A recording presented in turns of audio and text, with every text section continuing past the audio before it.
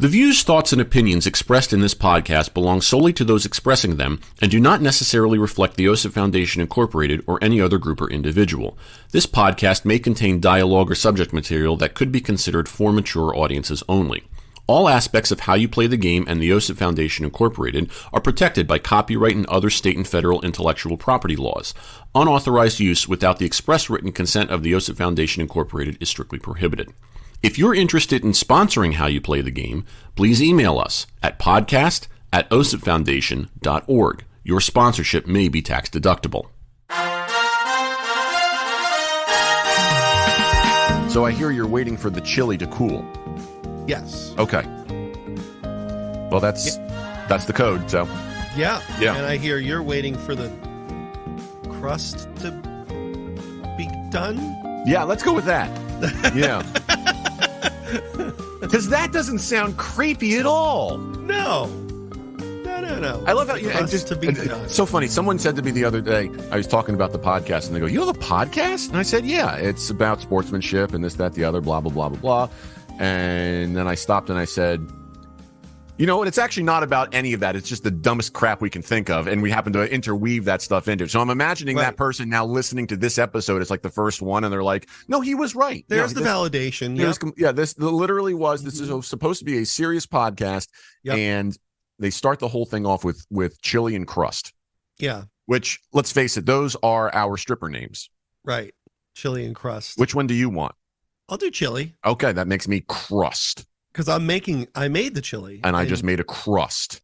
What kind of pie are you making? It's not a pie at all. Oh. It's an ice cream cake. Oh. Yeah. What flavor ice cream? The crust is made out of Oreo. Oh. And the ice cream is made out of ice cream. Well, what?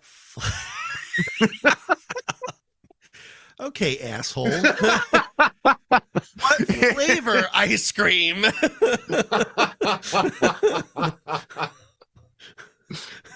That person has just turned off the podcast. Well, this was a waste of 30 seconds of my life. Oh. It's mint chocolate chip and chocolate. Okay. Oh, okay. Oh man. Woo. Yeah. Anyway, welcome to How You Play the Game. Podcast of the OSIP Foundation Incorporated.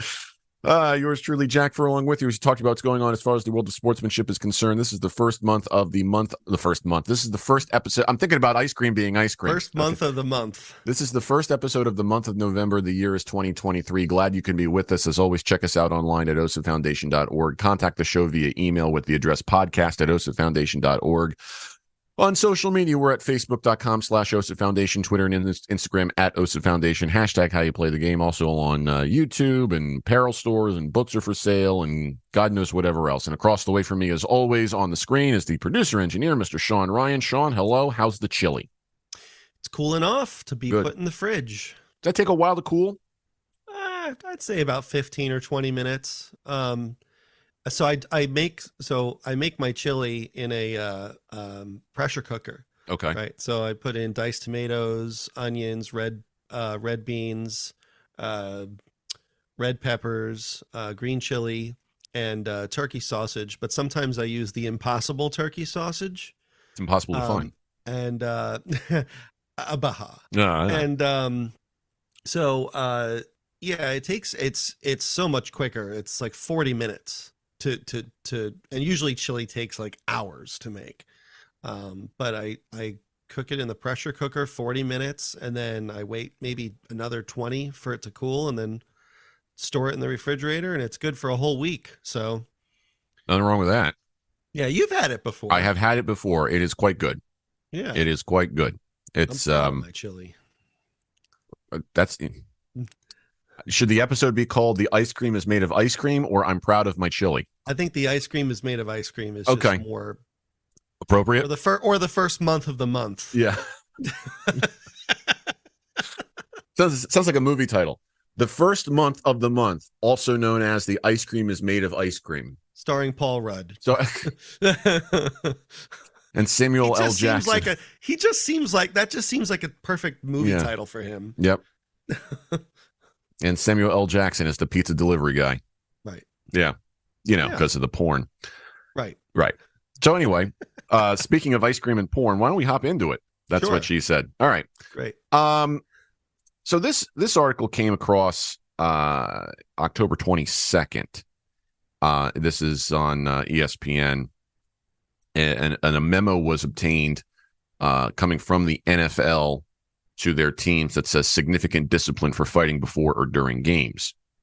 Apparently, what has been happening, is that there are teams that have been literally coming to blows, if you will. It seems a little odd, but it happens. That during pregame warmups and whatnot. It says here any players or club personnel who fight before or during a game are subject to ejection, suspension, and/or a significant fine, according to the memo. Also says that people who are involved with the fight could also potentially forfeit draft picks and/or face a fine. It also says in this memo that players or personnel who join an existing fight could potentially be subject to more significant accountability measures.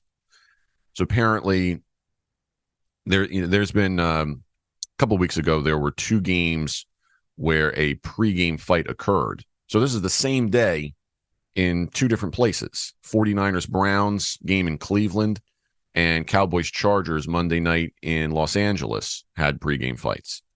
Now, these were fights these were opposing teams fighting? Yes. Yep. Because when you have in a football game, when you warm up, pregame warmups and whatnot, they divide the field in half. Mm-hmm. And one team is on one side and the other team's on the other side. And different people come out and do different warmups at different times and this, that, the other, whatnot. But apparently, in these situations, those boundaries were crossed because of something. It's one thing, you can watch any sporting event, especially team sporting events, and you will see people who are on opposing teams talk to each other very politely, right? Which is a beautiful thing. How many times do you watch a baseball game and before the game they're doing sprints just before the game, and two cats who had played with each other on some team meet behind second base and give each other a hug, say, hey, how are you? How's the family? All that kind of stuff. Right. That's totally normal. And I think that's accepted and appreciated. And we champion that, Even during the game when, runner reaches first and the first baseman and the runner talk. Yeah. Tap each other, say, hey, how are you? Whatever. Yeah. That's all good stuff. That's a beautiful thing. It furthers the message of sportsmanship because it makes you realize that it's a game and we're all on the same side of life. We're all alive. We're all happy to be there. And I've always said from day one too, that, the players need to understand that they're all part of the same union. Right. So you might be wearing different uniforms, but you're all fighting a different battle at a different time. So that kind of stuff it doesn't always come into consideration when these things get out of hand.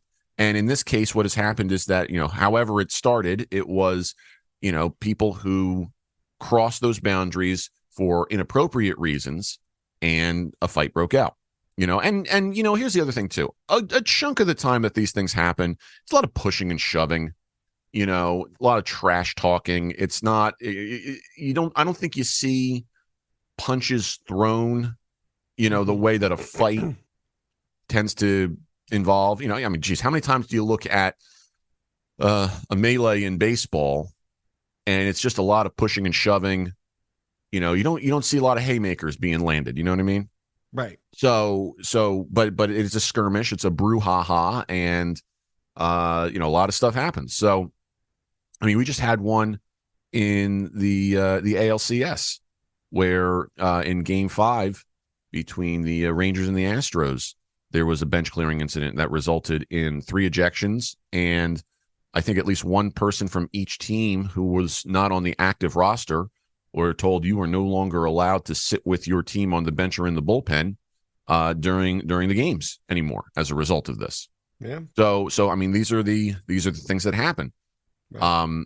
The pitcher Brian Abreu, who got suspended for the whole thing, he appealed, and they did not reduce the suspension, but they did say, well, the compromise is we'll have you serve it the first 2 games of the 2024 season, which is, I understand why they did that, because by the time he appealed, they had to hear the appeal within 24 hours and or maybe it was 48 hours, but there were only 2 games left in that series, and I think they saw the writing on the wall for let's not let this series be decided or have an asterisk next to it, especially when it's already the Astros who are involved, kind of a thing. So Right. I get it, but it just I guess it just speaks to the idea that I can't believe that we have to send a memo like this. Right. Like it shouldn't be rocket science, but here we are. We see it, and we see it with college football rivalries. We see it with all different stupid things. And the penalties seem pretty steep from what I'm seeing here. So, I mean, good. Yeah. I mean, not good that it had to come to this point. I mean, but it's, everyone, fight breaks out. It's like everyone's seeing it. Everyone's, it's, I know that in broadcasting, they try to limit what's, they try to limit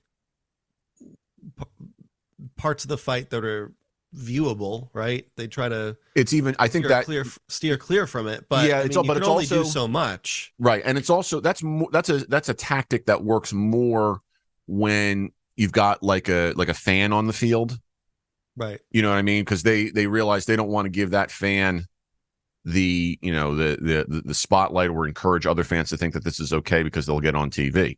Right. With these fights and whatnot, it's almost like the people behind the scenes know that, well, this is going to get eyeballs, Right. So you're, and I think I just talked about maybe that's this. What I was thinking, but maybe they shouldn't. They shouldn't. Listen, this is something I talked about on the blog a couple of months ago, is that, the people who are behind the scenes, as well as in conjunction with the broadcasters, and it could go one of many ways, realize that tension and conflict drive ratings. They bring in revenue and eyeballs on sets because of that kind of stuff usually involves ad revenue increasing and profit going up. So it's, in a sick way, it behooves them. Right. And the other thing about these pregame fights in football is that there's a good chance that you're not even going to see the fight live on TV because it's pregame. Yeah, that's true. If it's during the game, different story.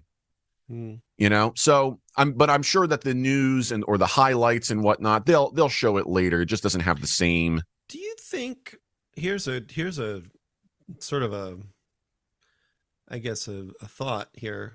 That's dangerous from you. I know. I'm burning. Do you think that because it's during a pregame, is it okay? So let me look at this again. So did the NFL say that it was fights specifically during pregame, or I believe it said in general? Okay. Let's see here. Fighting before or during games in the headline. Okay. So yeah. So I almost think like if it was before, since it's not broadcasted, that's why the fines are so steep. But you almost think like if it was during a broadcast, do you think they would soften the fines a little bit to, encourage, not to encourage that type of behavior, but if it so happens to come to that, they're not really going to, they're not going to do much to stop it, because again, it involves eyes on, on the screen. And what's funny about that is that, you look at the other sports before this memo came out, and I think that what you just said plays a subconscious factor. But the fact that the NFL, which is undefeated in terms of sports marketing and profit and whatnot, the fact that they said it even during the game, it gives you pause to say, okay, so what's behind this? Because you would think that, like you just said, why, what would make, are they just doing this to save face? Is there are they noticing a trend in people not, the revenue not going up because of this stuff? Right. Which is possible. I don't have their books in front of me. But for an altruistic purpose, this is good. There's always an ulterior motive. Well, right? Of course, especially when the almighty dollar is involved. I feel like maybe they broadcasted this memo because they want people to think, "Oh, what's going on?" And they want people to think, "Oh, there's more to this. Let's keep watching, see what unfolds." So it's really like a left turn and then another left turn kind of. It's really like being one or two steps ahead to say the ulterior motive is that we're going to say that there's no ulterior motive when in fact there's an ulterior motive. Right. Yeah. Interesting. Yeah. I don't know. It's I mean, I know we were talking about this on the golf course the other day, but like, with these people who with that guy that, escaped prison in Pennsylvania, was it a couple months ago? Yeah, in the summer. Over the summer, late summer, yeah. And like, a part of me almost wants to think, well, what if they knew exactly where he was and they're just taking their time just to draw out the media coverage, the headlines, just to draw it out, keep the headlines going. And didn't I see this in 1997's Tomorrow Never Dies? Yeah, right. Elliot Carver manipulating a war just for ratings. Right. But it's like, I mean, what? Art imitates reality, right? Art imitates life. I mean, Tomorrow Never Dies sort of forecasted, no pun intended, or broadcasted. That ice cream's really chilling with the chili, huh? Right. Yeah. Oh God. I know. Yeah. Scratch that one from the record. My bidet is going to get a lot of use from that. Now there's the title.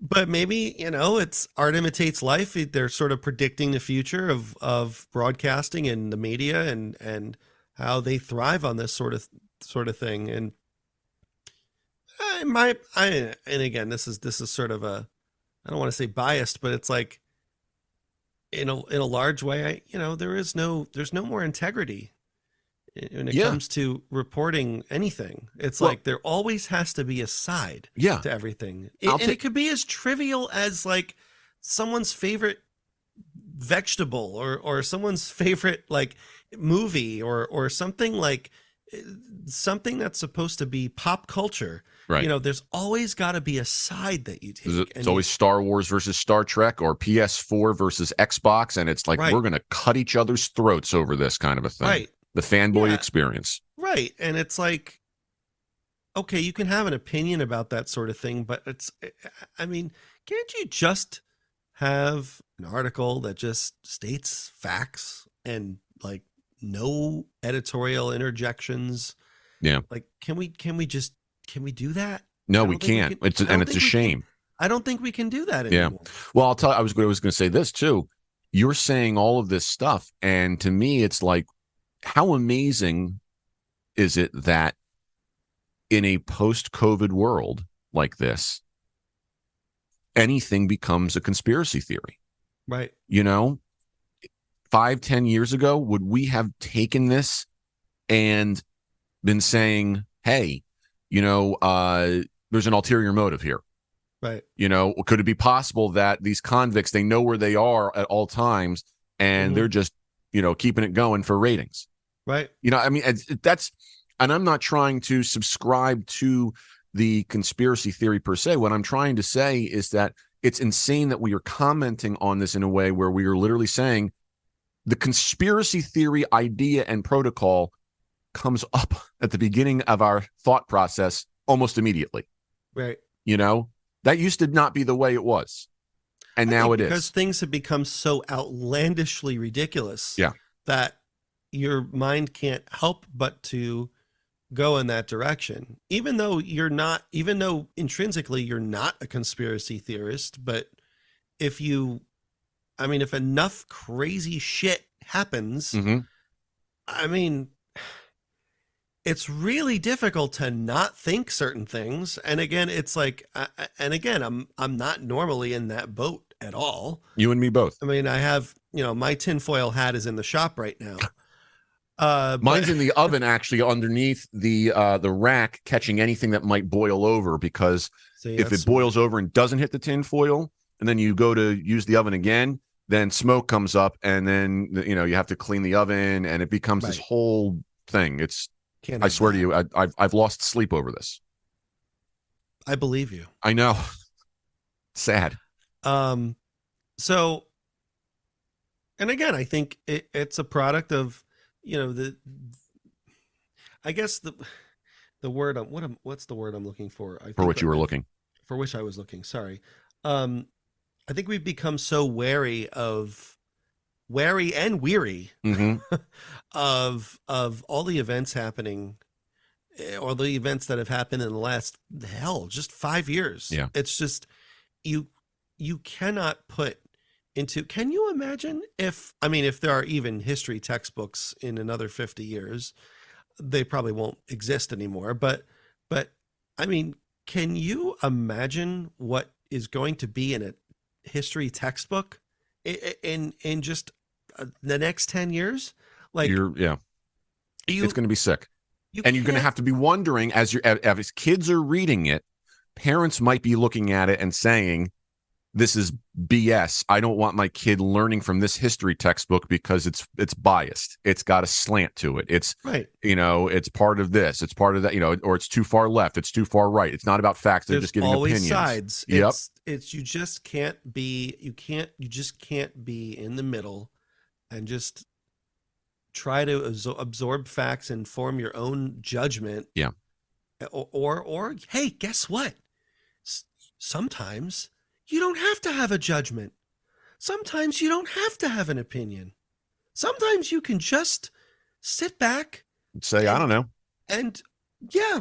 But then you get judged by the people who say you don't know. Oh, then you must be the problem. Right. Because again, we're going to take another step. Is that if you don't know, if you claim I don't have enough information, or I just don't care as much, the people you're apathetic and you don't know, then you're the problem. You're ignorant and you're the problem. Mm-hmm. And then that's, it really is. It is really a problem. And, look at the fact that to continue down this history textbook idea.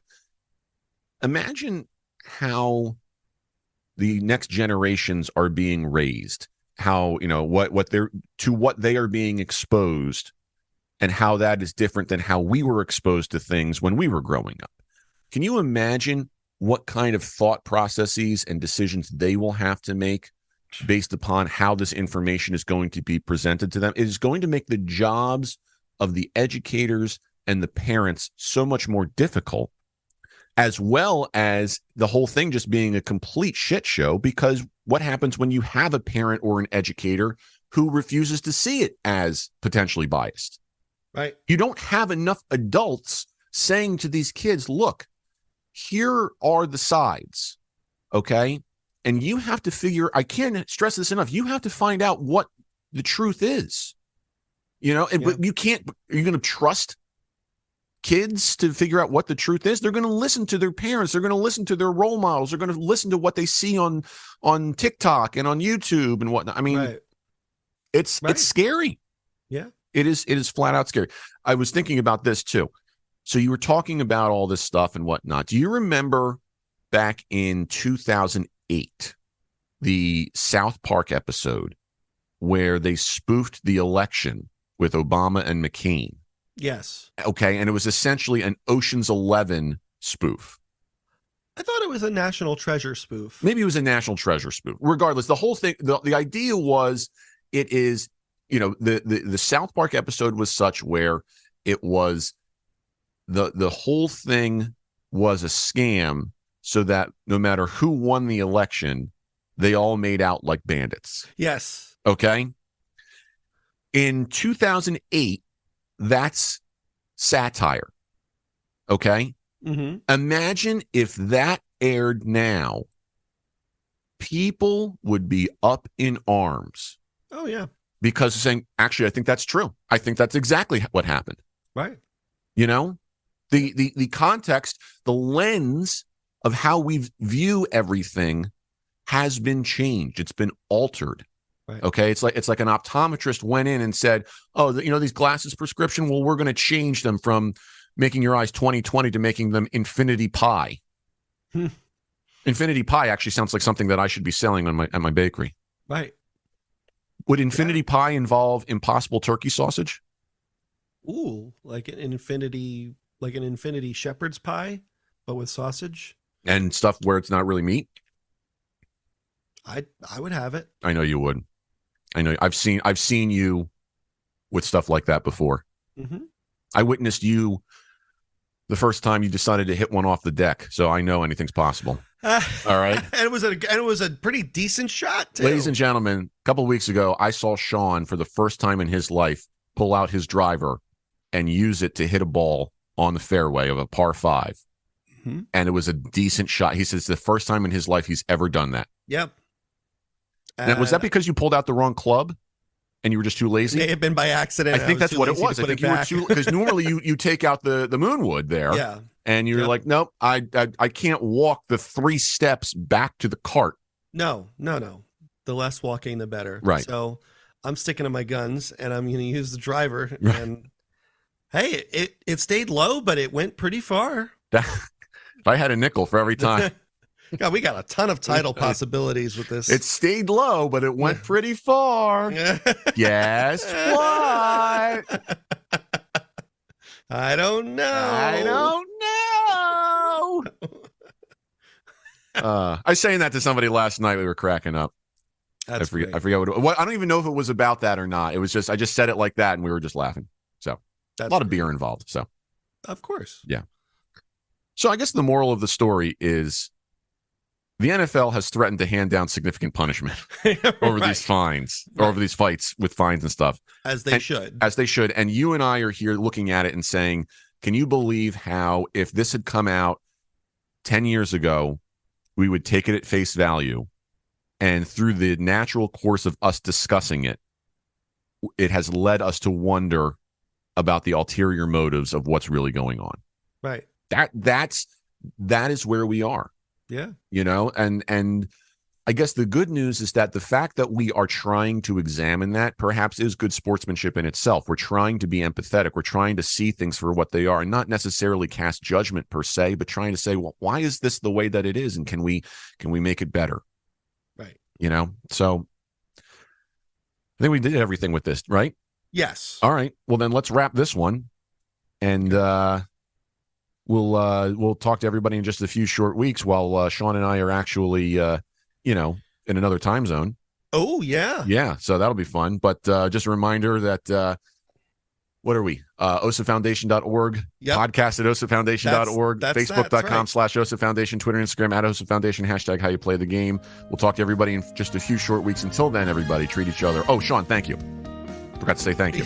How dare you? I'm a terrible human being. See? Sportsmanship. Yeah. Mm-hmm. So thank you. You're welcome. And treat each other with respect. How You Play the Game is a production of the OSA Foundation, Incorporated. The producer-engineer of this episode is Sean Ryan. Music by Soundspring Studio. The executive producer of How You Play the Game is Jack Furlong. For more information, visit osafoundation.org.